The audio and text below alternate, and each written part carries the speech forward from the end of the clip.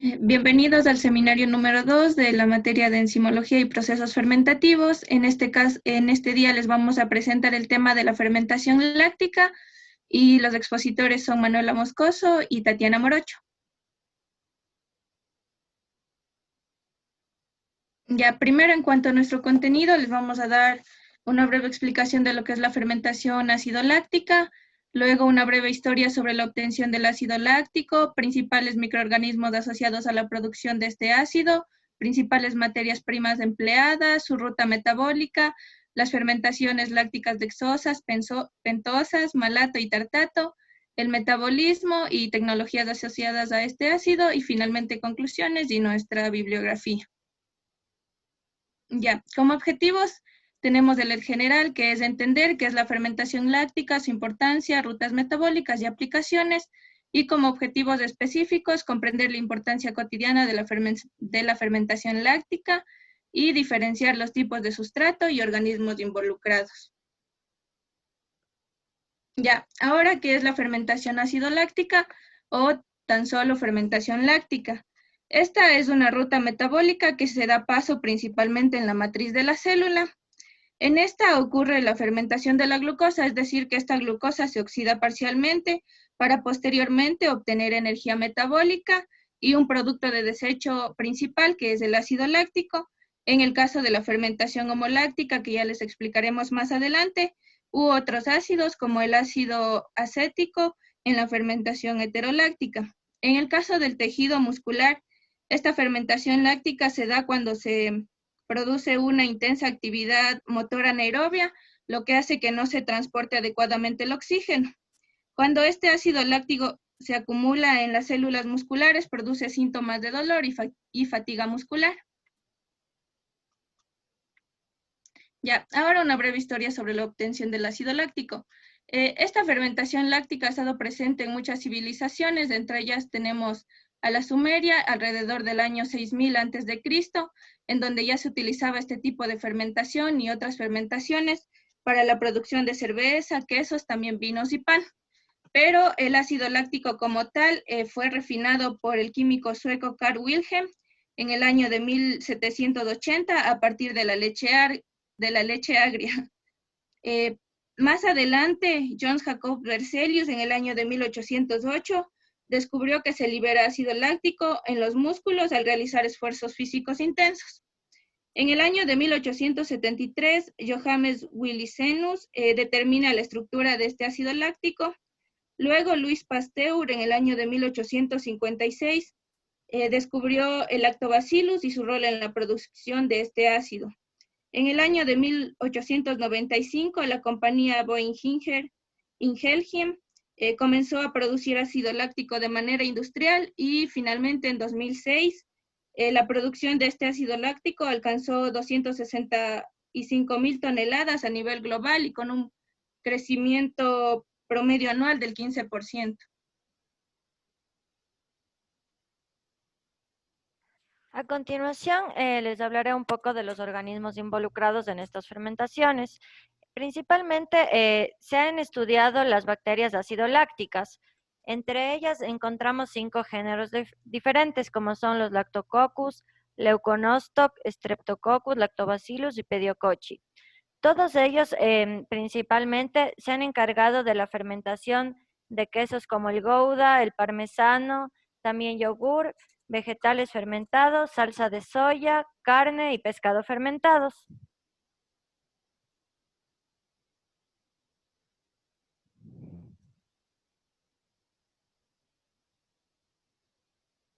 Ahora, en cuanto a las materias primas que son utilizadas en este proceso, biotecnológicamente hablando, para la producción de este ácido láctico, se toma en cuenta muchas características, como son que estas materias primas sean baratas, tengan bajos niveles de contaminantes, además su tasa de producción sea rápida, tengan un rendimiento alto, los subproductos que se forman a partir de estas materias primas, además de que su capacidad de ser fermentadas con poco o con ningún pretratamiento, y finalmente una de las características más importantes es la disponibilidad. Entonces, las principales materias primas que se utilizan para la producción industrial de este ácido láctico son materiales ligninocelulósicos, materiales amiláceos, también lactosuero, melaza y muchos desechos orgánicos. Entre los materiales ligninocelulósicos, que son los que consisten en hemicelulosa y lignina, que dan paso a silosa, glucosa, manosa, arabinosa, galactosa y también otros azúcares que dependen del origen. Se utilizan materias primas como el sarmiento de vid, jugos de cogollo, hojas y jugo de caña de azúcar, salvado de trigo y de arroz, también paja de arroz y muchos granos que son desechados de las empresas cerveceras. En el caso de los materiales amiláceos, estos son una fuente de polisacáridos. Se utilizan materiales que por lo general tienen almidón, como el sorgo, la paja de trigo, también papa, arroz y cebada. Estos materiales pueden ser hidrolizados hasta azúcares fermentables antes del proceso. Estos están formados por glucosa, alfa 1,4 y alfa 1,6. En el caso del lactosuero, este es un principal subproducto de la industria y contiene también lactosa, proteínas, grasas, vitaminas y minerales, y sobre todo ácido láctico. Puede ser utilizado el suero dulce y también el suero ácido, que exitosamente se puede producir ácido láctico suplementado con levaduras y también con glucosa. En el caso de la melaza, de esta se puede obtener sacarosa, glucosa, fructosa y también nitrógeno. Y en el caso de los desechos orgánicos, se utilizan desechos como zanahoria, bagazo, también almidón, mazorcas de maíz, desechos de muchas frutas como manzanas, piñas, también mucílago de café, y también se ha podido utilizar el licor de maíz debido a que es una fuente de nitrógeno.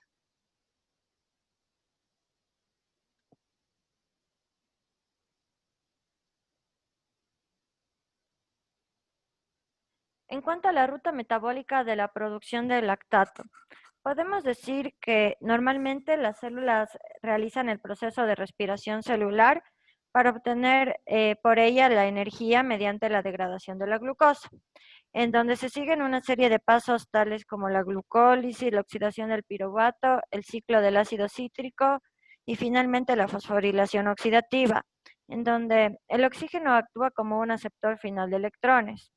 Sin embargo, cuando las células se encuentran en ausencia de oxígeno, vienen a utilizar vías alternas para la obtención de ATP. Entre estas encontramos a la fermentación ácido-láctica, la cual puede ocurrir en microorganismos anaeróbicos y también células que carecen de mitocondrias, como es el caso de los glóbulos rojos. También en células musculares, en las cuales el sistema respiratorio y cardiovascular no puedan abastecer la demanda de oxígeno. Por ejemplo, cuando se realiza una actividad física sumamente exigente. El lactato es la base conjugada del ácido láctico y esta se produce cuando el piruvato es reducido con la intervención de la enzima lactato deshidrogenasa. El objetivo de toda esta reacción es oxidar al NADH a NAD+, el cual va a ser necesario para ser reutilizado en la glucólisis y así nuevamente generar ATP. Y ahora, en cuanto a las fermentaciones lácticas dexosas y pentosas, las bacterias lácticas pueden exhibir dos tipos de metabolismo respecto a las dexosas. El primero es el metabolismo homofermentativo y el otro es el metabolismo heterofermentativo. En el caso del metabolismo homofermentativo, las dexosas se fermentan vía Elden-Meyenhof. Aquí se obtienen 2 moles de ácido láctico por cada mol dexosa metabolizada. En el caso del metabolismo heterofermentativo, las dexosas se fermentan por la vía del 6-fosfoglucanato y aquí se obtienen por cada dexosa consumida, se origina 1 mol de CO2, 1 mol de etanol y 1 mol de ácido láctico. En el caso de las pentosas, se fermentan de manera similar en bacterias lácticas que sean heterofermentativas facultativas o también denominadas estrictas, donde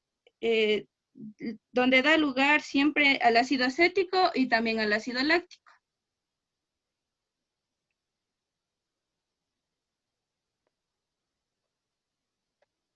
Ahora les explicaré un poco sobre las fermentaciones lácticas del malato y del tártaro.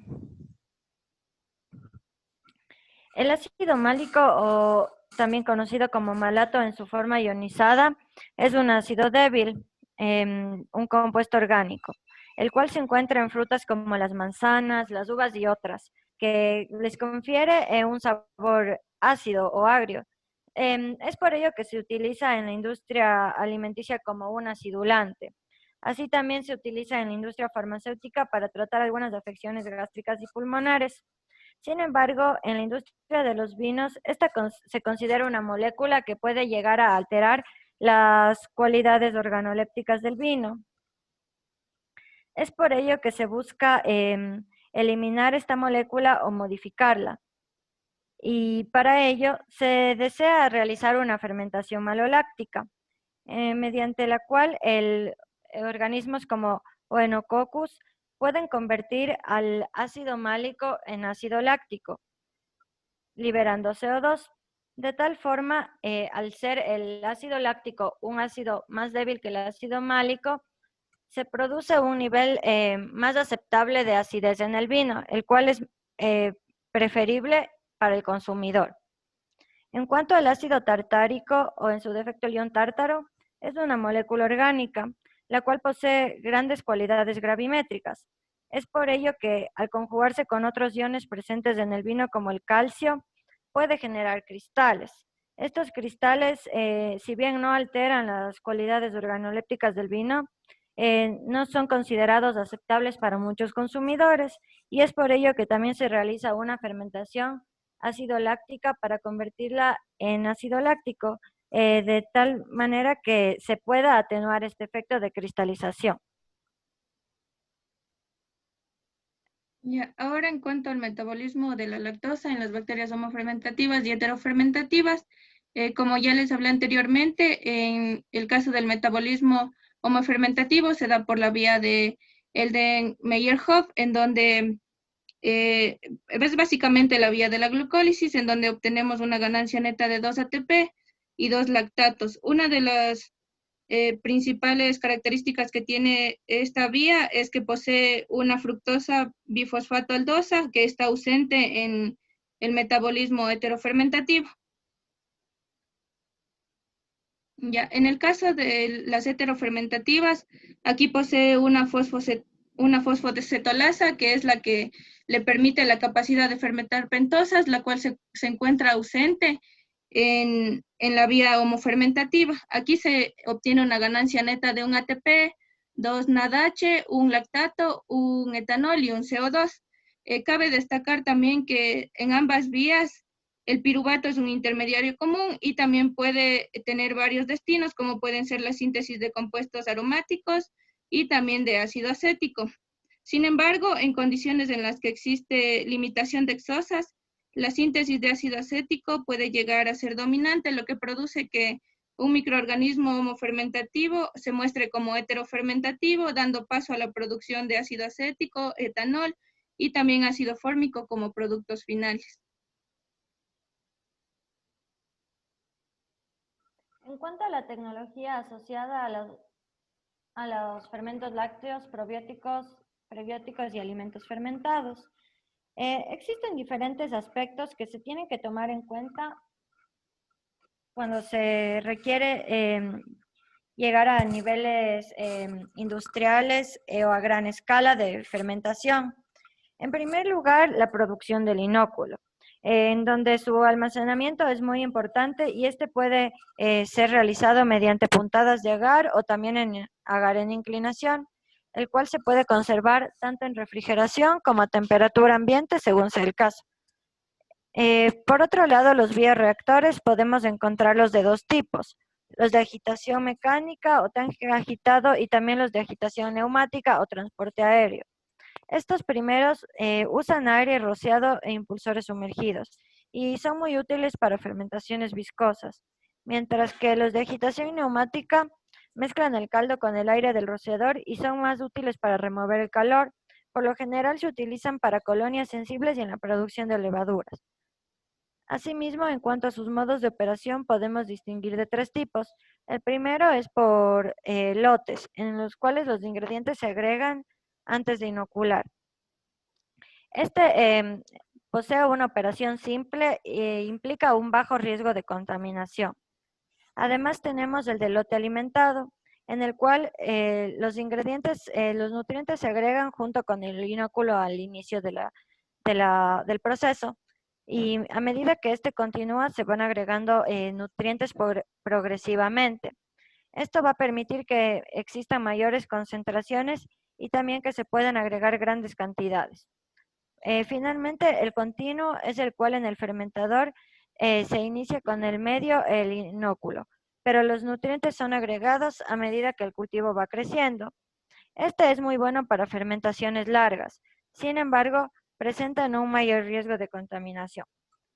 Em, Finalmente, podemos hablar del monitoreo y control.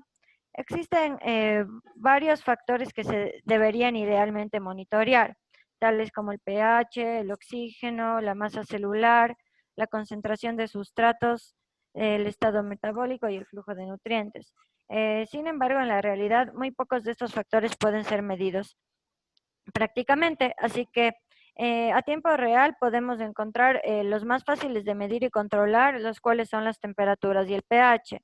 Estas variables son muy críticas para el funcionamiento correcto de los bioreactores y podemos decir que la temperatura puede ser controlada mediante refrigerantes, como el serpentín o los encamisados de agua. Y el pH, por otra parte, puede ser controlado mediante la adición de amoníaco y ácidos. Finalmente, podemos destacar que es de vital importancia mantener un ambiente aséptico durante todo el proceso de fermentación, ya que esta contaminación puede generarnos una baja productividad o la pérdida total de la producción en una planta de fermentación, y por eso se requiere la esterilización de los equipos, de los componentes del medio y sobre todo mantener las condiciones asépticas durante todo el proceso. Como conclusiones, podemos decir que la fermentación láctica es una ruta alterna para la obtención de glucosa en condiciones anaeróbicas. La fermentación láctica es un proceso metabólico y esencial para el funcionamiento de ciertos microorganismos y de funciones importantes como la contracción muscular. Y finalmente, la fermentación láctica tiene un gran campo de aplicaciones en la industria alimentaria, por lo que se la considera de un gran aporte nutricional. Finalmente, les presentamos nuestra bibliografía y les agradecemos mucho por su atención.